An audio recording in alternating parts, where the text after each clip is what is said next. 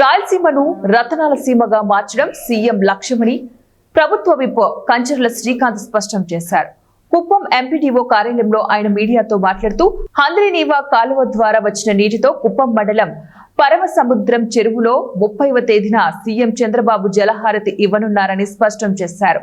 కుప్పం నియోజకవర్గ ప్రజల చిరకాల కోరిక నెరవేరబోతోందని హర్షం వ్యక్తం చేశారు.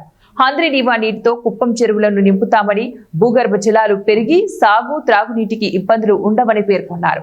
కడపీడి వికాస్ మరమ్మత్ RTC vice chairman Muniratnam, UDA chairman doctor Suresh Babu media సమావేశంలో పాల్గొన్నారు.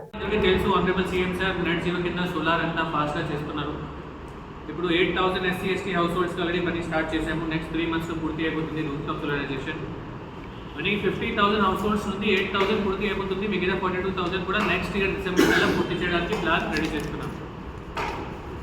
మీకు తెలుసు PM కుసుమ్ స్కీమ్ కింద ఆనరబుల్ PM సార్ సపోర్ట్తో, ఆనరబుల్ CM సార్ డైరెక్షన్స్తో ఆల్ అగ్రికల్చర్ పంప్ సెట్ సోలార్లో కన్వర్ట్ చేస్తున్నాం. ఆల్రెడీ భూమి అగ్రిమెంట్ పెట్టేసి రెడీ చేయడం జరిగింది.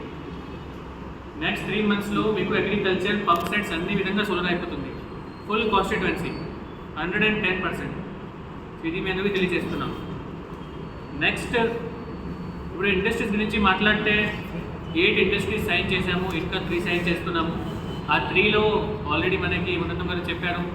ఒక స్పేస్ ఇండస్ట్రీ సైన్ చేస్తున్నాము. ఇక్కడ అంటే స్పేస్ ఇండస్ట్రీ కింద రాకెట్స్ మ్యానుఫ్యాక్చరింగ్ అండ్ మనకి ఏదైతే శ్రీహరికోటలో రాకెట్స్ ఇస్తున్నాము, అది మ్యానుఫ్యాక్చరింగ్ ఇక్కడ ప్లాన్ చేస్తున్నాం.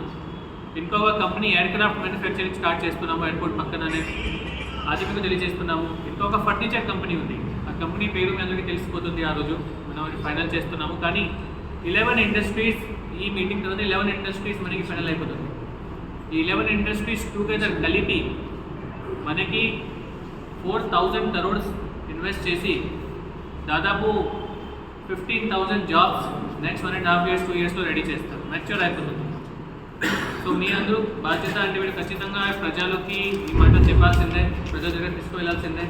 మనం అంటే ఇప్పుడు చాలామంది బెంగళూరు వెళ్తున్నారు, పక్కన ఏరియాలో వెళ్తున్నారు. కానీ 2 years తర్వాత 1.5-2 years మ్యాక్సిమం చెప్తున్నాను. మనం నెక్స్ట్ డిసెంబర్ ప్లాన్ చేస్తున్నాము. ఇక్కడ జాబ్స్ ఉంటుంది, ఇక్కడ జాబ్ చేస్తారు. సో మీ ఖచ్చితంగా నేను ఇంకా ఒక విషయం చెప్పాలి. మీ అందరికీ తెలుసు జర్నలిజం అంటే 4th pillar ఆఫ్ డెమోక్రసీ. చాలామందికి అంటే చెప్తారంటే మీడియా గారు కొంచెం లేట్ చేస్తారు, కానీ నేను ప్రయత్నం చేస్తున్నాను ఫాస్ట్గా చేయడానికి. బట్ జర్నలిజం అంటే 4th pillar. న్యాయం చేకూర్చేటటువంటి కార్యక్రమాన్ని చంద్రబాబు నాయుడు గారు ప్రారంభించబోతున్నారు. మనం గంగని భూమి మీదకి తెచ్చిన భగీరథుని గురించి చెప్పుకుంటూ ఉంటాం. భగీరథ ప్రయత్నం అంటారు. ఏదైనా ఉదాహరణ చెప్పాలంటే భగీరథ ప్రయత్నం అంటారు. అంటే అంతా కష్టపడి భగీరథుడు గంగని భూమి మీదకి తెచ్చాడని. కానీ ఇది భగీరథ ప్రయత్నం కన్నా గొప్ప ప్రయత్నం అని చెప్పనేసి మేము భావిస్తూ ఉన్నాం 100%. ఈరోజు రాయలసీమని రతనాల సీమగా మనం పచ్చని పంట పొలాలన్నీ ఉండే విధంగా ఈరోజు ఈ హంద్రీనీవా ద్వారా మనకి రాయలసీమ ప్రాంతంలో చంద్రబాబు నాయుడు గారు నీళ్ళు అందించడం, కుప్పంలో అన్ని చెరువులకి నీళ్ళు ఇచ్చి తద్వారా పంటలకి అలాగే భూగర్భ జలాలు పెరిగే విధంగా మనందరికీ తెలుసు. ఈరోజు 4 points అన్నీ చూస్తుంటే గుడిపల్లి అయితే 1,700 అడుగులకు వెళ్ళినా కూడా మనకు నీళ్లు పడినటువంటి పరిస్థితులు చూస్తూ ఉన్నాం. మిగతా మండలాల్లో కూడా 1,200-1,000 అడుగులకు పోతే కూడా నీళ్లు దొరకనటువంటి పరిస్థితి చూస్తున్నాం.